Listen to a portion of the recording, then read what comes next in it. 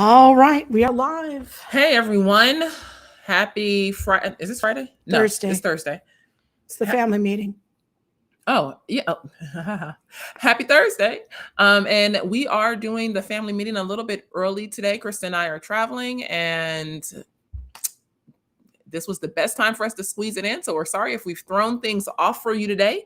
But welcome. Come and join us. Today's conversation is going to be real talk about the events happening over in Israel. We want to answer some questions, have some conversation, bring some other points of conversation into the overall broader discussion of Israel. We're going to be joined by Kevin Briggins, my podcast host over on Off Code.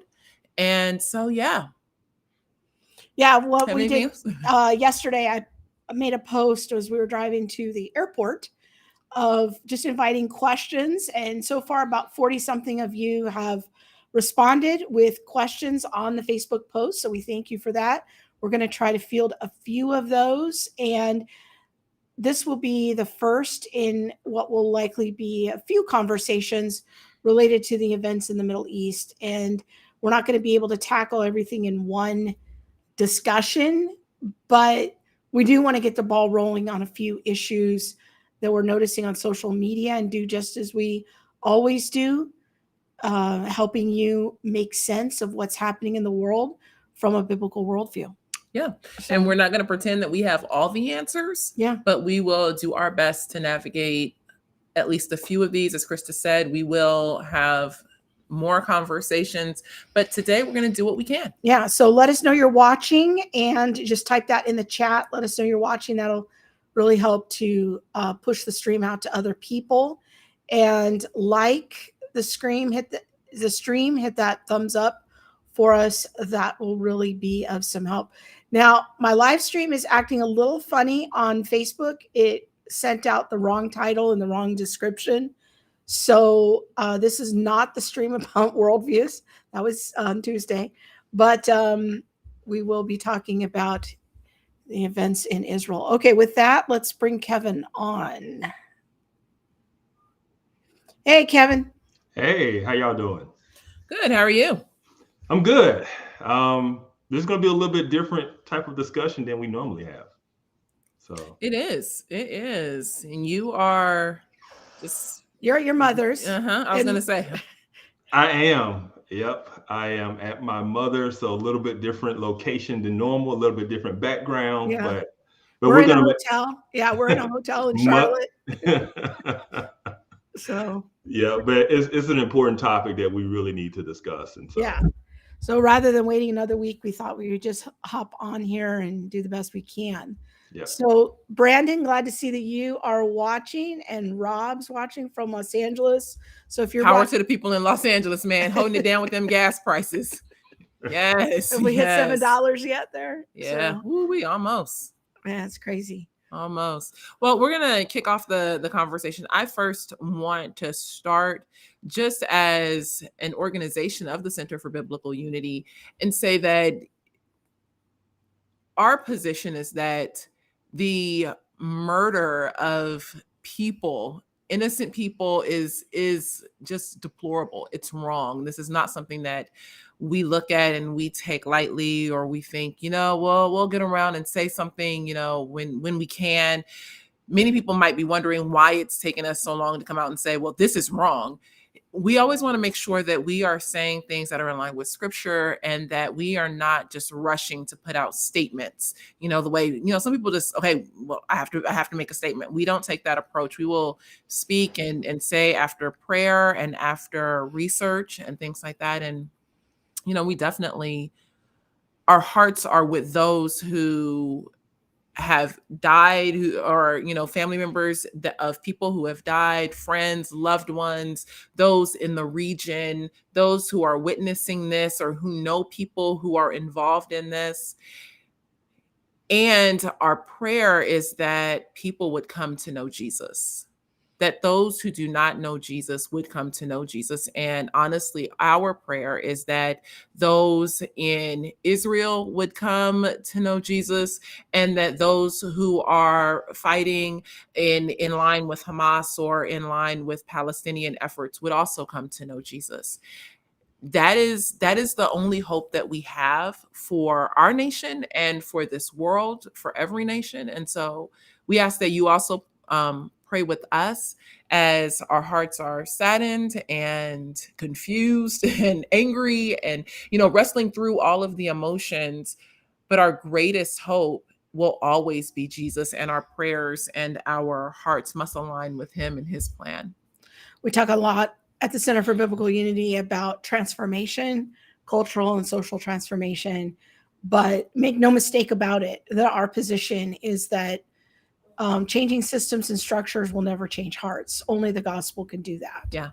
And that we hold to a position at the Center for Biblical Unity of gospel-led, gospel-focused, gospel-centered social and cultural transformation.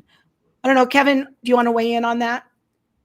No, I mean, I think you all nailed it. I mean, I was over here amening, because so many things pop up when these issues happen and they come up. We can get so caught up in the politics or the details, but at the end of the day, we know what the issue is in the world as a whole, and we know what the issue is in this particular situation. Even though we're going to dive into the details and particulars to kind of help people understand what's going on, but it's good that we keep that broader perspective of what is the real problem in the world, and that's sin and those who don't know the Lord Jesus. Yeah, we know that we believe as Christians that humans are fundamentally and intrinsically flawed, that we are deeply flawed after the fall of our first parents, Adam and Eve, and that although our first parents were created without sin, that is not the state that we find ourselves in today. And so when we talk about governments and policies and all of that, we always do it from a posture of knowing humans have a tendency to drift toward evil and to violate each other. That's just our natural bent as we struggle with sin. But in Christ, we have hope for redemption. And so that's the lens through which we view these kinds of things. We have no great hope of a human utopia apart from the gospel of Jesus Christ. So, yes, Elaine, we are a little early today. Due to our scheduling, we're out of town, and so we had to do the family meeting a little early. Glad you're jumping on. Let us know you're watching. Yeah. So let's jump into a bit of this conversation. And I wanted to start with some of the questions, but I actually think a better place to start may just be with Kevin, what the three of us kind of discussed offline about what we're seeing and why we're seeing some of this, maybe from that oppressed oppressor viewpoint first. Yeah. We should probably start off though by saying Kevin has a background in Middle Eastern studies. Yes. And is in the military. And we definitely thank you for your service. So and I do want to just kind of lay before we get into the oppressor thing is I think we had a question earlier that'll just kind of set the table for that discussion that our friend Jessie sent in. Jessie's a stay-at-home mom, a young mom, and with a little kid, and she's just saying, I'm so confused about what's going on. Why are people celebrating these attacks? What is the historical context that has led people to believe the attacks are justified? I know the history has been complex and nuanced. I'm just lost. And so I think that's the perfect place to start us off, Kevin, with, understanding why are people celebrating these attacks? And there's a connection there from celebrating and Hamas to the critical social theories, which we have been talking about for 3 years. Yes. So the history, we can go into a lot of detail with the history, but the broad overview is At some point, the Jews decided they wanted to return to their natural homeland after World War One. So this is after World War One. The Ottoman Empire controlled that area of the world. So the Ottoman Empire is out of Turkey, and they control all of the Middle East, and to include Palestine at the time. It was called Palestine. Well, they fought alongside the Germans in World War One, and they lost. So after they lost, their kingdom and their lands were divided up among the British and the French. And so there was no such thing as Iraq. There was no such thing as Saudi Arabia, Jordan. All of these nations we know today, those nations were created after World War One, right? And so when the British and the French drew these arbitrary lines and gave different people kingdoms and territories and land, well, with that, there was a mandate to give the Jews a homeland back in Israel. And the British had a mandate to make sure that happened. And so fast forward, when you have a lot of Jews coming into the land, now they were coming into the land legitimately. They were immigrating in, they were buying land, they were setting up shops, houses. Well, the Palestinians who were there started to feel a certain type of way about it. And it caused a lot of friction between the two groups. The British tried to step in and stop the fighting. Both groups fought the British. And then after World War II, the British kind of washed their hands of it and moved on. At that point, Israel, what we know today, kind of took over, and you had different borders and lands and I don't want to get into that, but the reason that it's so controversial today is because it is viewed as a colonization, right? It is viewed as a white colonization, Jews being white, of brown land, Palestinian land. We can go back and forth on, whose land was it, what's legitimate, but that was the tension that was there. And so when people say, why are people... Really quick clarifying question. Was it Okay. considered white because many of the Jews were emigrating to Israel from Europe? Yes. Okay. Yes. And so that's what leads to the idea of it being colonization of Yes. white people. Okay. And because you had the European powers who won World War One, the Ottoman Empire lost, and now you got the British and the French in here dividing up this Arab land, right? And so that is also why it's viewed as some type of colonization, because you had the Western powers dividing up this land and giving this land to mainly Jews who wanted to immigrate from Europe. Got it. Okay. And like I said, and that was prior to the Holocaust. Now, after the Holocaust, there was a major push to get the Jews into their own land because of the atrocities. But this thing started after World War One and kind of really picked up after World War II, because prior to World War II, it was causing so much tension with the Palestinians who were there, that so many Jews were coming in, that the British, to try to make some kind of peace, they halted how many Jews could immigrate. Well, after the Holocaust, that went away, and they just kind of opened the floodgates for Jews to come in as they chose. And so that's kind of how we got to the state we are today. But that is why people are celebrating, and why when we talk about the critical social theories, it is viewed in the eyes of colonialism, right? Let me show a quick post. I think, Kevin, maybe you were the one that sent us this, but we see things like this, BLM Chicago. Now, I understand that this post has been taken down, but it was up briefly, and it's from BLM Chicago, which I assume is sort of some offshoot of BLM that since BLM is basically defunct now, but it just says, "I stand with Palestine," and there's a little Palestinian flag and a parachuter. And so there's some alignment between, that I think I'm supposed to understand here, between BLM Chicago and the parachuters who came into the music festival in Israel and began slaughtering people. So maybe we can help us connect some of those dots. Yes. So the Palestinian fight, when we talk about the critical social lens, right? The oppressor and oppressed lens. Palestinians have always been viewed as the oppressed, and the Jews have been viewed as the oppressors.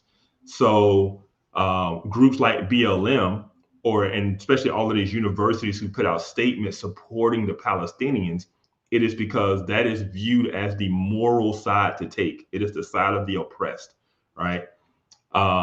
What made the BLM thing so disturbing is it wasn't just we stand with Palestine. When you use the parachuter, if you guys haven't seen the video from the music festival in Israel, Hamas, they used these paragliders to glide in. And when they landed, they started murdering people. They started gunning down people. Innocent people started running for their lives. And so when BLM posts a picture of the parachuter and saying they stand with Palestine, they're saying they stand with Hamas. They're saying they stand behind these actions. They stand behind the terror attack. They believe it's justified.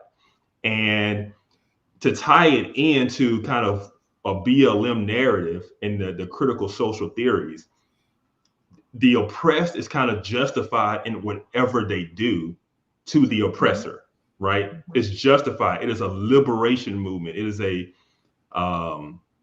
so even if it's murdering women and children and babies and just as grotesque as it was and mowing down civilians, it's viewed as justified because the Palestinians are an oppressed group fighting against their oppressors.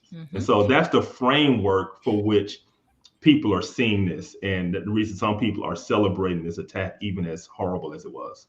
I don't think people understand that there is a whole critical theory around Muslims. So there's critical Muslim theory.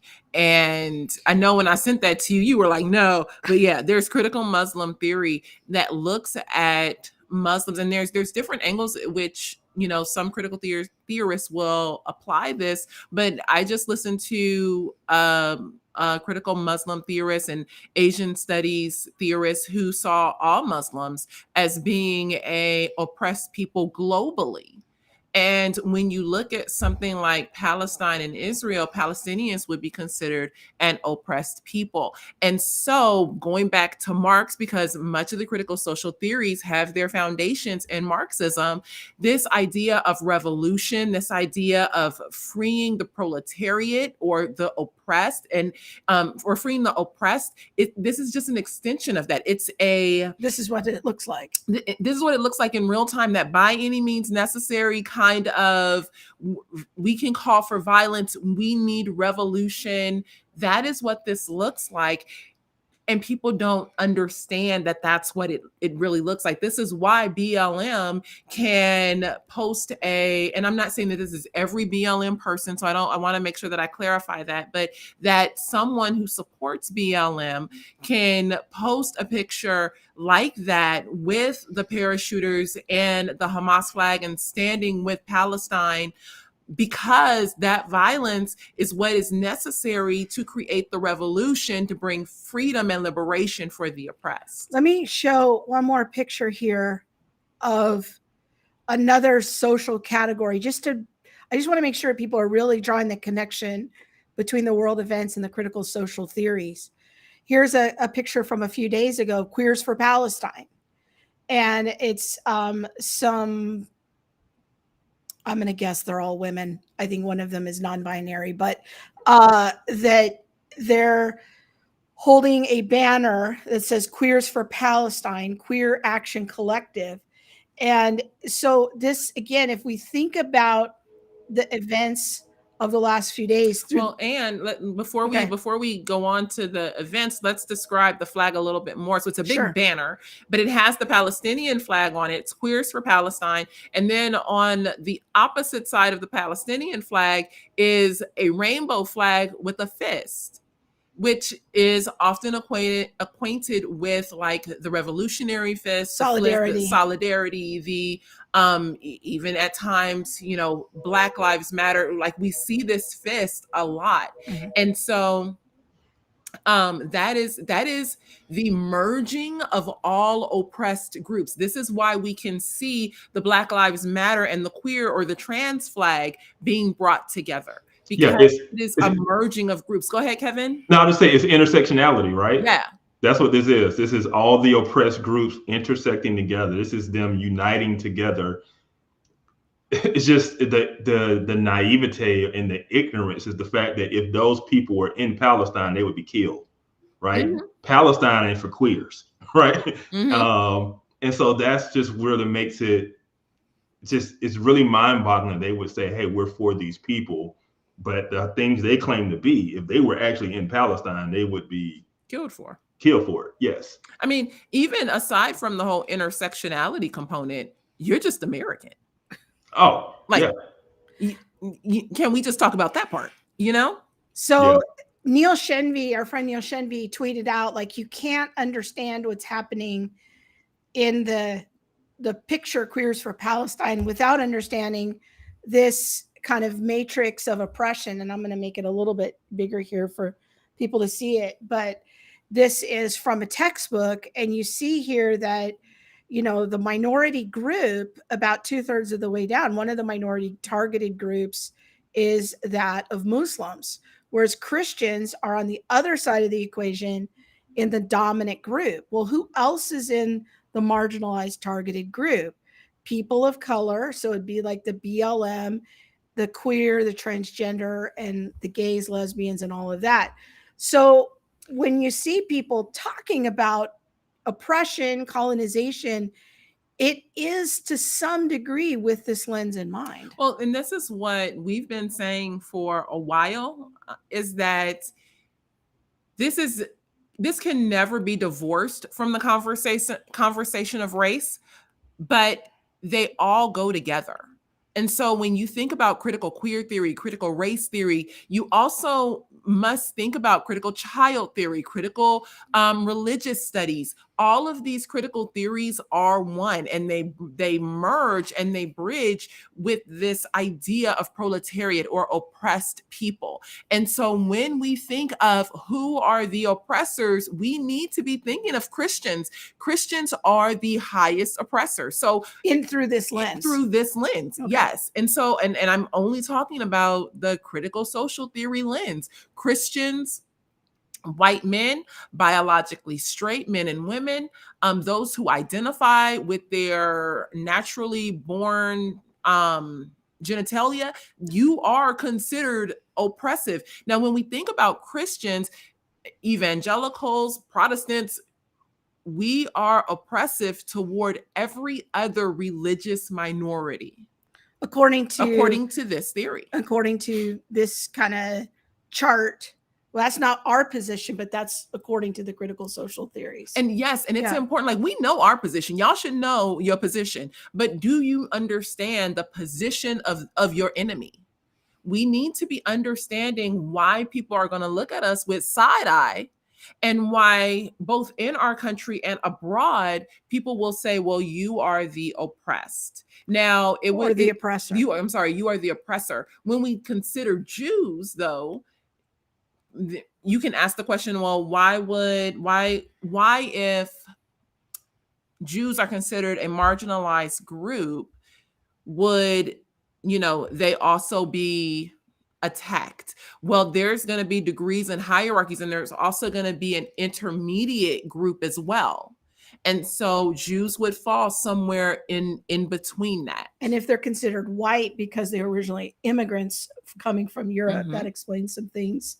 But as there's a comment here that in Detroit, which has the highest Muslim population in the country, ironically, a few years ago, Tracy says the city of Hamtramck inside Detroit voted to remove pride flags from public party to appease their majority Muslim population. So they don't necessarily see themselves as aligned with the pride people. And those who uphold to the critical social theories, a lot of them haven't done their research. Yeah. I will say this too, when it comes to the Jewish element in this is where the left is having some issues, because how often do we hear about anti-Semitism, right? As an oppressed people, an oppressed group, and something we need to fight against, until it comes to this. And then at this point, the anti-Semitism of the left comes full circle, right? It comes all the way out. All their cards come out because they start to speak very, very heavily against the Jews. Because in this paradigm, the Jews are the oppressors, right? And so this is where, I mean, they really get conflicted because for months we've been hearing about anti-Semitism and we can't stand for this. And now the anti-Semitist language is coming from the left. It's coming from the people who have told us that all of this stuff is from the right. But the political right and the Christian right are the ones who support Israel, right? And so it puts them in a hard place because when it comes to, you basically have two oppressed groups, and which one do they choose? And in this case, it's Palestine. It's the Palestinians because the Jewish state is backed up by the Western powers. And the Jewish state are mainly light, fair-skinned Jews, right? But you've helped me understand why I keep hearing on the news that Israel is our colonizers. Yes. That's very helpful in your explanation, because that's another thing that our friend Neil Shenvi tweeted out the first day, is that you really have to understand this through the lens of post-colonial theory, which is another critical social theory like critical race theory and queer theory. And so if people want to know more about that, there's a review on Neil's site at Shenvi Apologetics, and they can find out more about that. So I think that's a good place for us to start of, understanding that connection to the critical social theories. Kevin, maybe you could talk to us a little bit more too, helping us understand a little bit more about, we're hearing rumblings in the news that tomorrow is supposed to be a big day of violence, that there's somebody from Hamas who's calling people, supporters, Palestinian supporters all over the world, to rise up and be part of the revolution and do violence. Like, yes. What do we think about that? Is that every Muslim? Is it, Yeah. You're in the military. I know you can't give away any secrets, but, help us think about this a little bit. Yeah. So like I say, my degree is in Middle Eastern studies. So, and along with my career of looking at, kind of terrorist groups, just understanding the ideology behind what drives these groups. And so one of the things I've tried to make an effort to do is for people to understand and to use the right language. Because when we just say Islam, we lump everybody together. When reality is, this is a particular sect within Islam. It's a theological sect. It's a theological belief that the vast majority of Muslims do not believe or hold to. Now, there is somewhat unified support for the Palestinians within the Arab world, but this idea of terrorism, this idea of jihad, this is not what the vast majority of Muslims believe. So just to kind of break it down a little bit, the technical term is Salafism.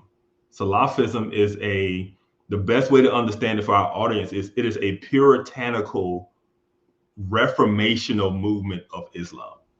It is to say they believe Islam has lost its way.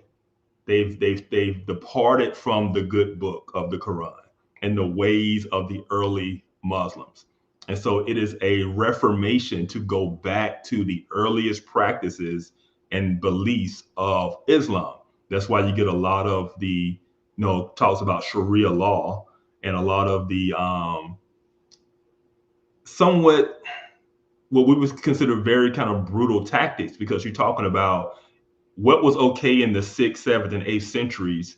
And you're saying, hey, if they did those things, then it's okay for us to do those things. And so that is kind of how you get to some of these things. But even when it comes to Salafism, the majority of Salafists also are not militant, right? They would say that, hey, Muslims need to get back to the original. We need to get back to what we lost. But how you get back there, differs among different Salafists. No, most of them, it is revival. It is, teaching the Quran. It is, being more dedicated to the Quran and the five pillars and all of those things. But to another group, it is militant. It is jihad.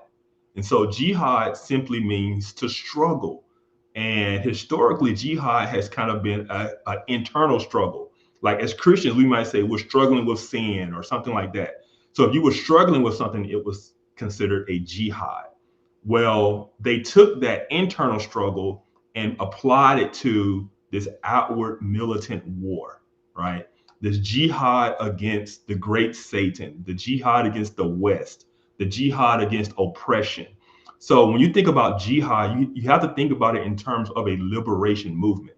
And that is why it is so closely related and tied to liberation movements we see in the West, whether it's, the Marxist lens or what. That's why they find solidarity with one another and feel like a lot of times they're fighting for the same cause, because they're fighting the great oppression or the great oppressor, which in their minds is the United States and the Western world. And so that's super helpful. And Tracy's making a great point. We don't want to villainize all immigrants, even here in our own country, that are from the Middle East, because many of them are finding Christ. And they're our brothers and sisters. They're our family. We were talking in my class the other night with, I'm taking a class on cultural apologetics right now with Dr. Carl Ellis. And we were talking the other night about how the fastest growing church in the world is the church in Iran. And it's a church with no buildings. As he said, they have no seminaries, but they're the fastest growing church on the planet. So we aren't here to villainize in any way, shape, or form people who are of Middle Eastern extraction. We know that many of them are our Christian brothers and sisters. And we aren't even here to villainize Muslims per se in any way. Yeah, because I want to say, I have Iranian friends who are Christians, and I have friends from Saudi Arabia who are Muslim, right? And so this isn't about, that's why I try to make it very clear. This is not about Islam as a whole. This is not about the majority of Muslims. It's like a particular sect. And the example I used before we came online is as if somebody saw the actions of the Westboro Baptist Church. Remember those people about there with the signs say God hates fags and all that kind of stuff. Imagine if somebody we just gotten demonetized there now. We're not monetized anyway. Oh yeah, we don't monetize. We're not monetized. But imagine somebody from the outside looked at that and said, that's Christianity. That's what Christians do. That's how a lot of Muslims feel about these groups like Hamas and Al Qaeda and ISIS. They feel like they misrepresent what their faith and what they believe in. And so I try to make that clear so people don't go out and just judge it as a whole. And so while we've got your military expertise, I'm going to put another question up on the screen, and then we can continue this conversation that we're kind of already in here. This is from another follower on our Facebook page. Can we consider Israel? Sorry, go ahead. Yeah, read it. Okay. Yeah, for the podcast. Can we consider Israel a geopolitical ally and genuinely part of, quote unquote, the good guys, while holding that they are not our brothers and sisters in the faith? Would it be correct to say that since they have rejected Jesus, the Old Testament God they worship is not the triune God? Thoughts on that? Yeah, I would say Israel is not our ally based on religious ties. They're our ally based on Western liberal ties, right? They share the same Western liberal, when I say liberal, I mean like classical liberal beliefs that like free speech and and it's a democracy of religions. Yes. Okay. And so from that aspect, that is why they are our ally, because we share those as a nation. Because if we're talking about Christianity, look at our own nation, our own leadership. We can't even say, that about ours, that part. And so, the reason Israel is an ally to the United States and Britain and Australia and that coalition of countries is because they share those same democratic Western values. Got it.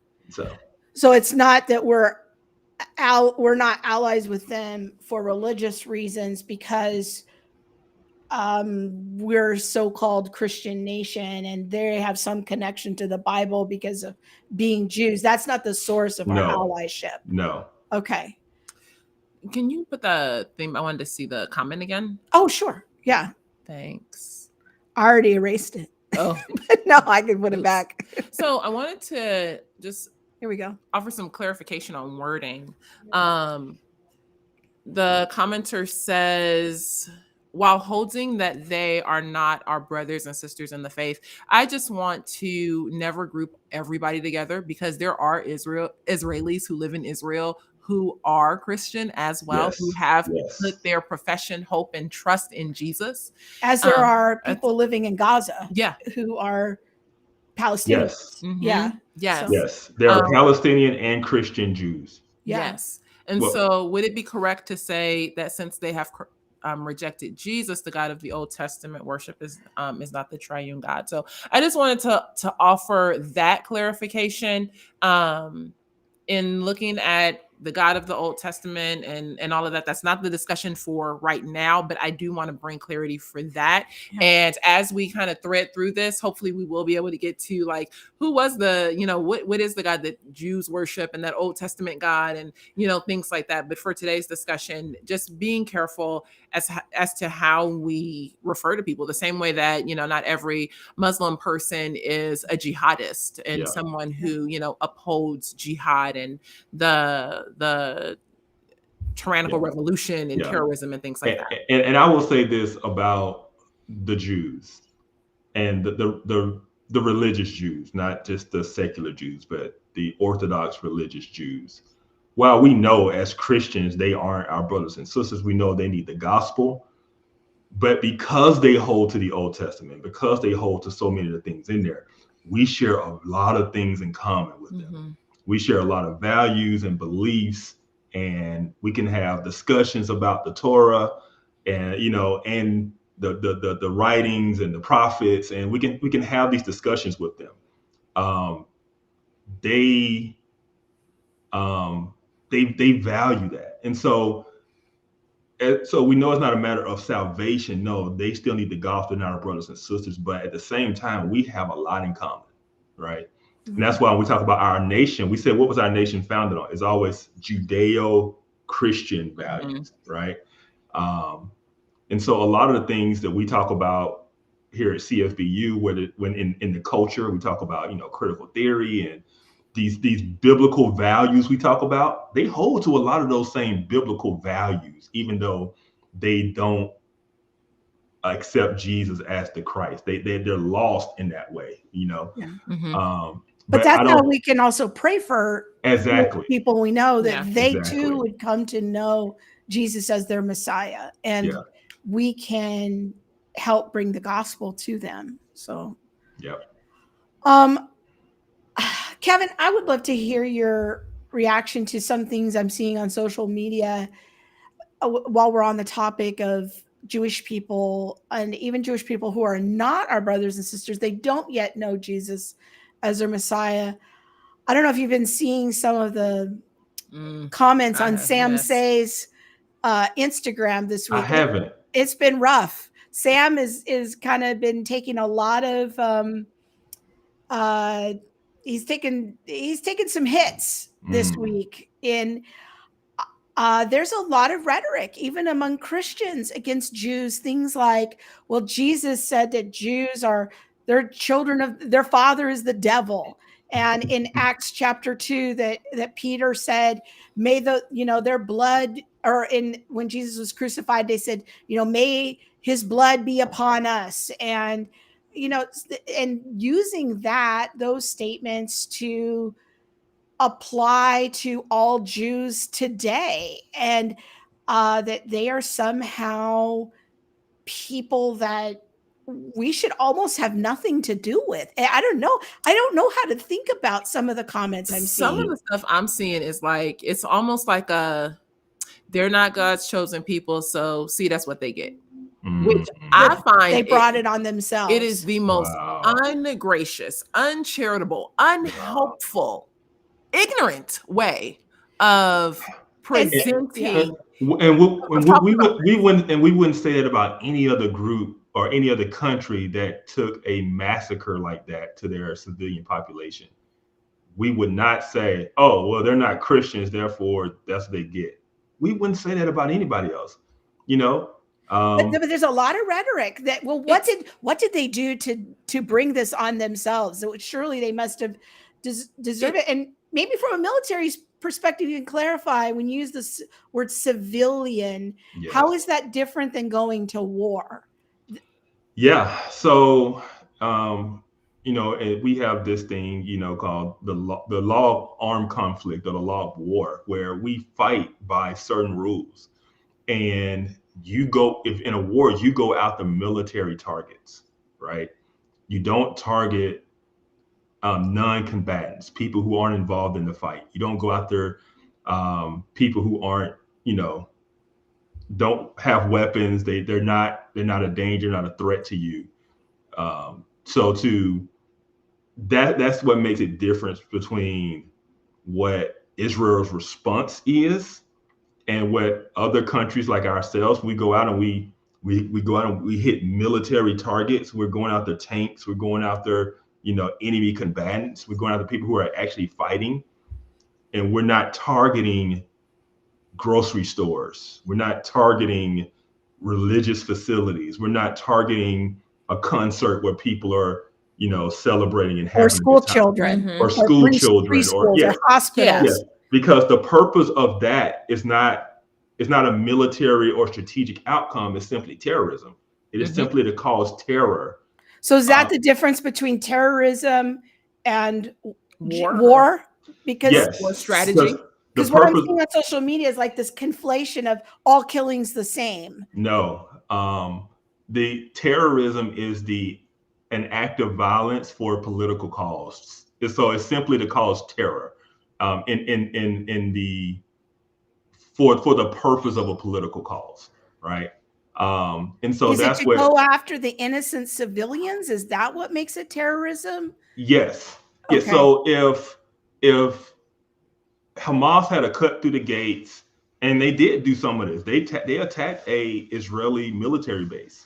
If they had done that, kidnapped soldiers, went back in, I mean, people who are pro-Israel would have been upset about it, that they got attacked. But the world wouldn't be up in arms about it because it was a legit military target. They took military prisoners, and it was fair game. But when you go after villages of people, when you go after people who are, just celebrating and dancing at a concert, when you go and you're just mowing down and killing civilians who are completely unarmed. I mean, I don't want to get into like what we heard what they did to the babies. Mm-hmm. I saw one video, Ben Shapiro played it, and these are videos that Hamas themselves put out. Mm-hmm. So these terrorist organizations, they don't do these things and hide them. They want them out there because Yes. the whole purpose is to cause fear and terror. Mm-hmm. And yeah, it was this one guy, he had been shot and he was wounded. He was not dead. And they decided to go ahead and take his head off with a garden hoe, right? This one man, I don't know if you saw the story. Don't describe too many. Yeah. No, I'm not going to go in. No, Yeah. no, I'm not going to go into how. But this one man and his girlfriend was murdered on camera off of his own cell phone. They used his own cell phone to film what they were doing to him, and then they sent the video to his mother. Like, that's what we're talking about. That is the level of inhumaneness and the level of evil we're talking about. To do that to somebody and to send their mother the video. Mm-hmm. I mean, And that's beyond the pale of what is standards of war. And I think yes, that's what people don't understand. So to say that the Jewish people deserve this, what did they just, well, if they keep poking the bear, eventually the bear is going to fight back, and they're within their rights to fight back. I heard that almost word for word on a major Christian radio show. And I think people conflate two different issues that are going on within Israel. Okay. Because when you look at the map of Israel, there are two areas where Palestinians live.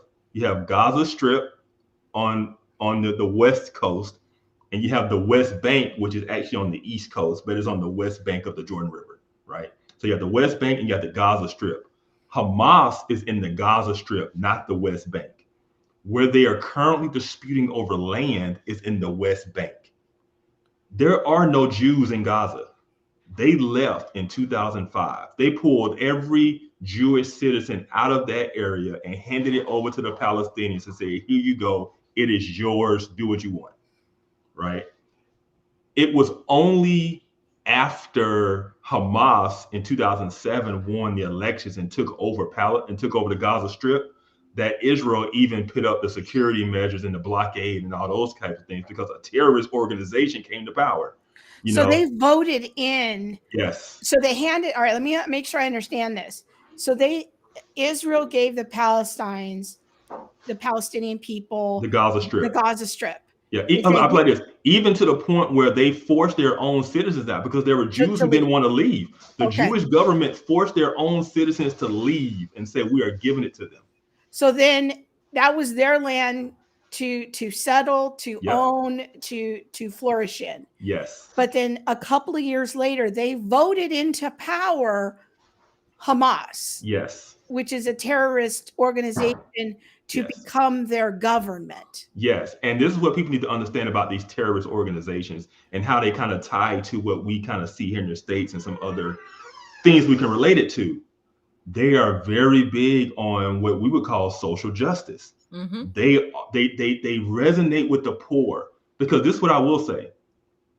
They flourish in areas where they have corrupt governments. The Palestinian government was corrupt, right? So aid is coming in, from resources are coming in, but the people who are put in place to govern those resources, they're wealthy, they're doing okay, but the people aren't. And so you have these terrorist organizations that come in and they rile up the grievances of the people. They hand out food, they hand out blankets, they do this charity work to gain the people's trust, and then they get voted into power, or they get, enough guns behind them where they take power. But they do it by appealing to a sense of righteousness and a sense of justice. And the people, they just want a government that is just. That's all they want. That's how the Taliban came to power in Afghanistan. That's how these things happen all over the world. People want a just government that's just going to treat them fairly and do right. And so in the face of corruption, which the Palestinian government was, you get this terrorist group that takes power because they win over the people. I think that's so interesting because super helpful. Yeah, I definitely helpful. I tend to say that there's a cry, I think, for justice, in I'd say 99% of the people, on the planet. And it's because we are created in God's image. Yes. And we have a God and Father who is just. And as his children, we have an imprint. Yes. But unfortunately, when we don't follow in the footsteps of our Father, those things go horribly astray. And that's what we see in our own country. That's what we see around the world. It's just that the want and cry of people's hearts for justice is there. And I think that it's a pure, I feel like there's some part of it that is pure, that we want justice in our world. But we also combat the real desire for power and that desire to rule and reign that we also see in Genesis. Yes. And so when we're trying to navigate those things, having a Christian worldview is so important, because only in Christianity do these things properly thread out. Do we even see a proper definition of what it means to be a human and how to justly treat one another, because we are human? Yes. How do we rightly hold power and wield the sword?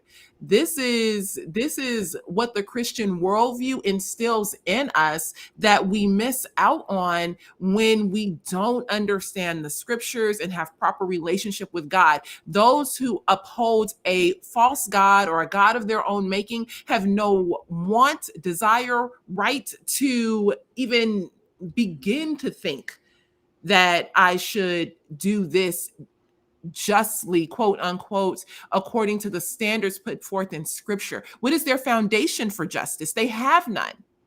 What is their foundation for not murdering, raping, beheading babies? What is their foundation for that? They have none. Yeah. Because what is the person? You're Yeah. not an image bearer. Yeah. So this we got to remember about the jihadist movement to help you understand the jihad and how they see the world. The world is divided up into two things. I'll just use the English term. So basically you have like the house of war and the house of peace. The house of peace is wherever Islam reigns, wherever Sharia law reigns. The house of war is everywhere else and everybody else. So unless you are part of the house of peace, it's fair game. They don't have to treat you as an image bearer. You are a dog. You are filth, right? You are nothing. You're nothing more than cattle to be slaughtered. That's all you are, because you're not one of them. You're not a follower of Muhammad. And so, and this is the jihadist mindset. This isn't the Islamic mindset. This is jihad. These are the jihadists.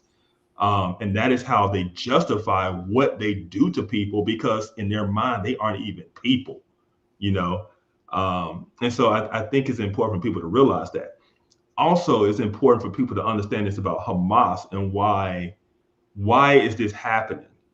So the way forward for peace has always been a two-state solution, a state of Israel and a state for the Palestinians.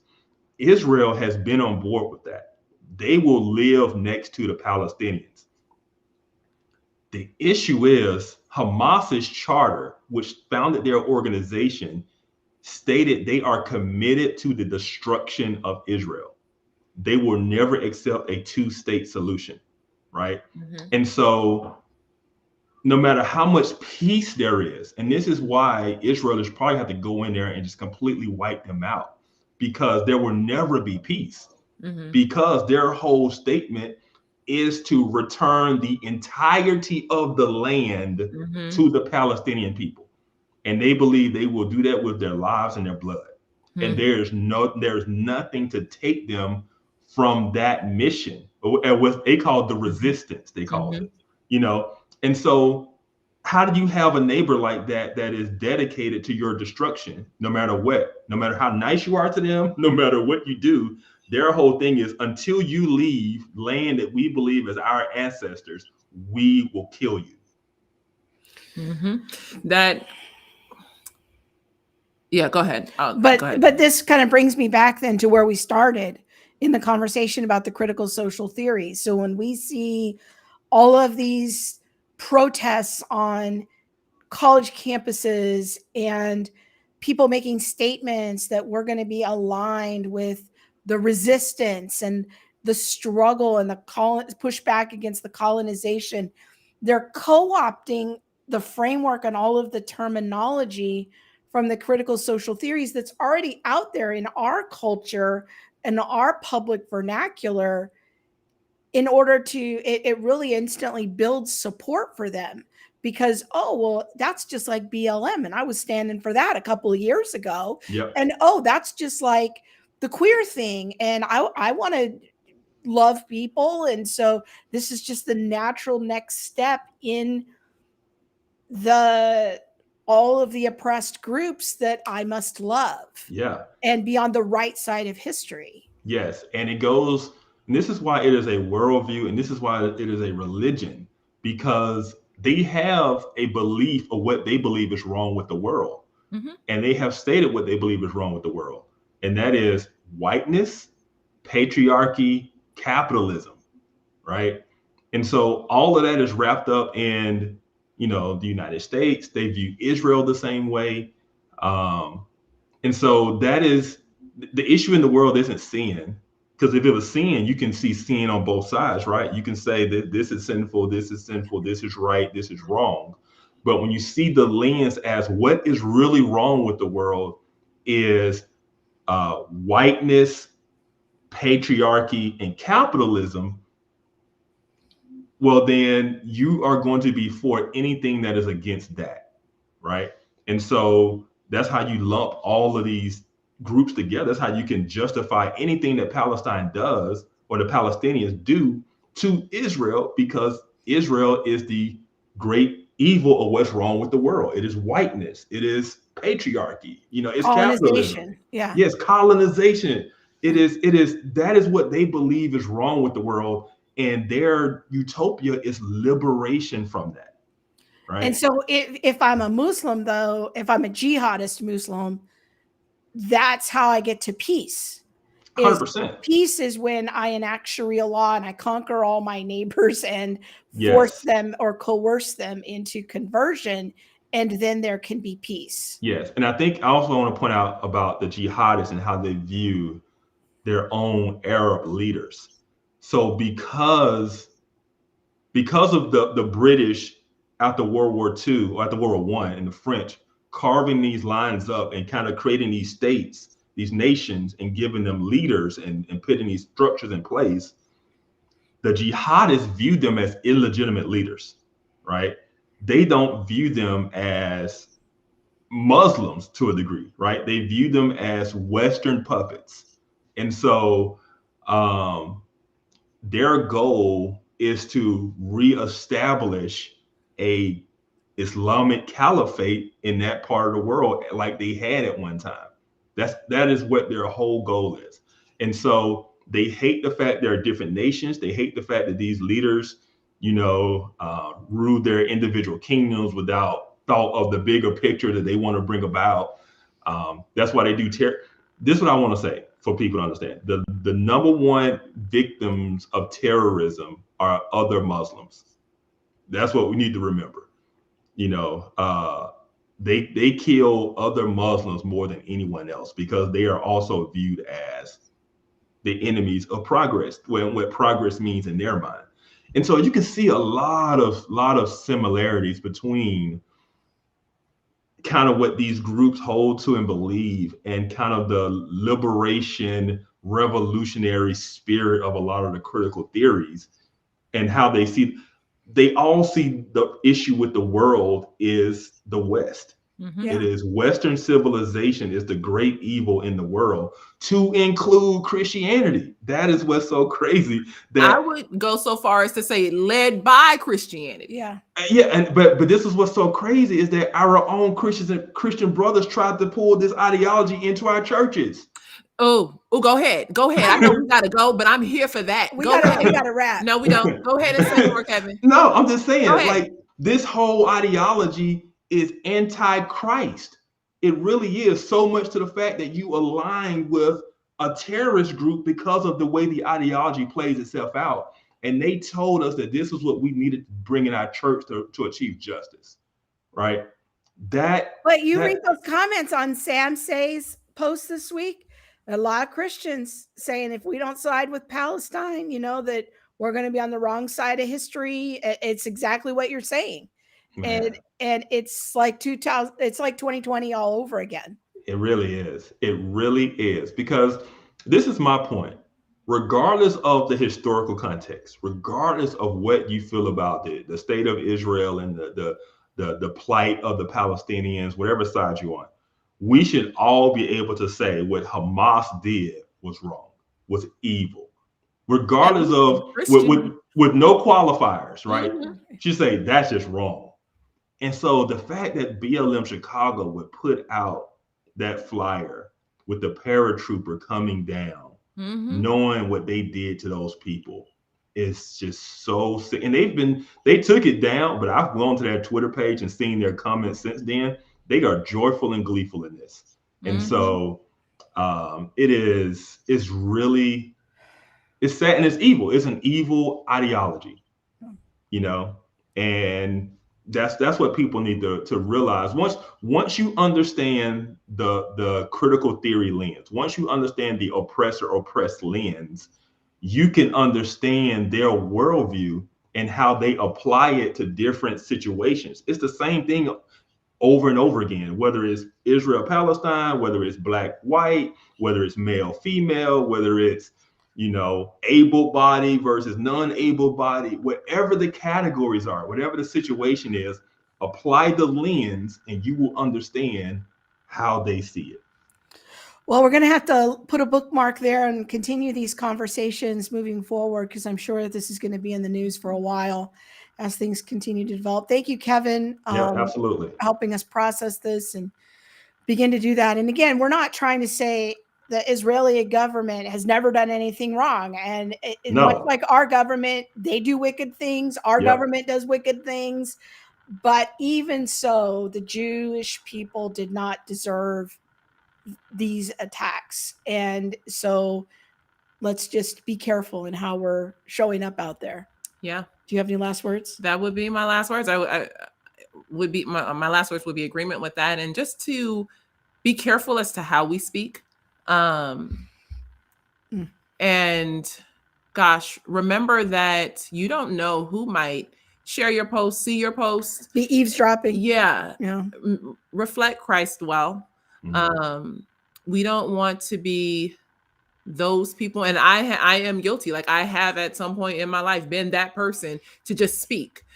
Make sure that we're careful in how we speak, and that we're not speaking, writing, posting things on cyberspace or in the, the cyber world that are unhelpful in this moment, that are, not God honoring in this moment, that doesn't honor the image bearer. Because whether you agree with Israel or you agree with Palestine, these are image bearers. They reflect the image of God our Father, and He cares for His image bearers. Yes. And so that would be my last word. So keep praying. I love Mary's comment here. She says, Messiah lives and reigns. And so pray for the people that live there on all sides of it, and, preach the gospel. And that's really our greatest hope. Thank you all. And we hope you found this helpful. We look forward to your feedback. And thank you, Kevin. Yes, thank you. And we will see you soon. Good.